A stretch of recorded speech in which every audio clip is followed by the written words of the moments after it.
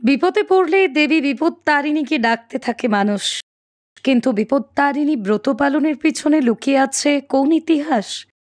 কেন আষাঢ় মাসের রথ থেকে উল্টো রথের সময়কালে শনি ও মঙ্গলবারে বাংলার ঘরে ঘরে স্বামী সন্তানের মঙ্গল কামনায় বিপত্তারিণীর ব্রত পালন করে হিন্দু রমণীরা? এই ব্রত পালনের পিছনে লুকিয়ে রয়েছে কোন ইতিহাস?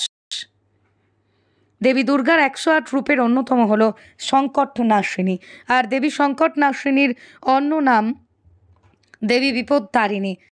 কথিত আছে, শুম্ভ নিশুম্ভ ভাতৃদ্বয়ের হাত থেকে নিষ্কৃতি পেতে দেবতারা যখন দেবী মহামায়ার স্তব করছিলেন, ঠিক সেই সময় দেবী পার্বতী হাজির হয় সেখানে। দেবী পার্বতী সেই সময় দেবতাদের জিজ্ঞাসা করেন, তোমরা কার স্তব করছো গো? কিন্তু সেই সময় স্তবে মগ্ন দেবতারা চিনতে পারেনি দেবী পার্বতীকে। ঠিক তখনই নাকি দেবী পার্বতী তার নিজের রূপে দেখা দেয় দেবতাদের কাছে এবং বলেন, তোমরা আমারই স্তব করছো। আর এরপরেই নাকি দেবী পার্বতী শুম্ভ ও নিশুম্ভকে বধ করে বিপদমুক্ত করেন দেবতাদের। আর তখন থেকেই নাকি পালিত হয় বিপত্তারিণী পুজো। অন্যদিকে বিপত্তারিণী পুজো নিয়ে রয়েছে আরও একটি কাহিনী। দেবীর ব্রতকথা অনুযায়ী মল্ল রাজার এক রানী একসময় এক মুচির কাছে গোমাংস খাবার ইচ্ছা প্রকাশ করে, কিন্তু প্রথমে তিনি রাজি না হলেও পরে তিনি তা এনে দেন রানীকে। কিন্তু সেই খবর পৌঁছে যায় রাজার কাছে। ঠিক তখনই রাজা রানীকে শাস্তি দিতে উদ্যত হলে রানী মাংস লুকিয়ে রাখে তার শাড়ির আড়ালে। তিনি ডাকতে থাকেন বিপত্তারিণীকে।